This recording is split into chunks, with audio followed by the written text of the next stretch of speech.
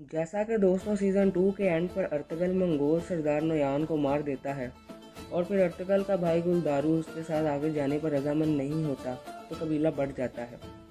Season 3 के start में Ertugrul अपने भाई गुलदारू और सुबगर्तकिन को छोड़कर इस्लाम के फैलाव के लिए अपनी माँ, खानदान और कबीले के वो लोग जो अर्तगल के साथ आना चाहते थे अनातोलिया की तरफ निकल पड़ते हैं।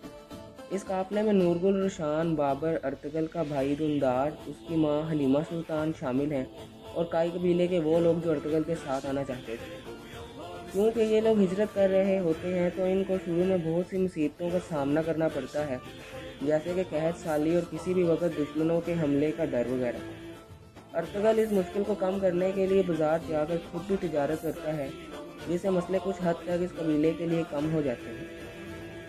अनातोलिया में मौजूद सबसे मजबूत और ताकतवर काबदार कबीला अर्तगल के साथ इल्हाक कर लेता है, जिससे दोनों कबीलों को बहुत फ़ायदा पहुंचता है।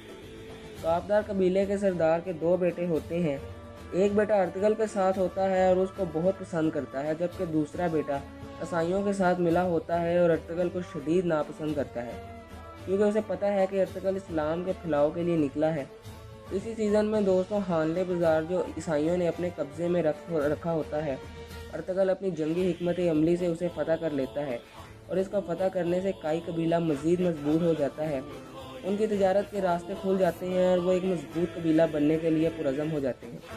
काबदार कबीले के सरदार का बड़ा बेटा उरल बे अर्तगल की कामयाबियों को देखकर बहुत जेलसी फील करता है और वह हलीमा सुल्तान को अगवा करवा लेने से लेकर अपने भाई को कत्ल करवाने तक तमाम नीच हरकतें करता है कि अर्तगल को कामयाबी से रोका जाए।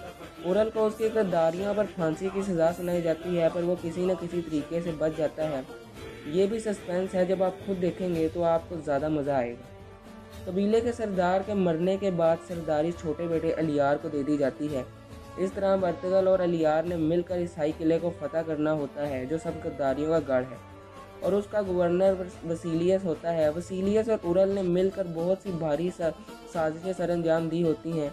चनाचा अर्तगल अपनी हिकमत अमली से पहले उरल को उसके अंजाम तक पहुंचाता है और फिर वसीलियस को मारकर किला फतह कर लेते हैं, और इस तरह अनातोलिया की ज़मीन पर किला और हानले बाज़ार तुर्कों के हाथ में आ जाता है।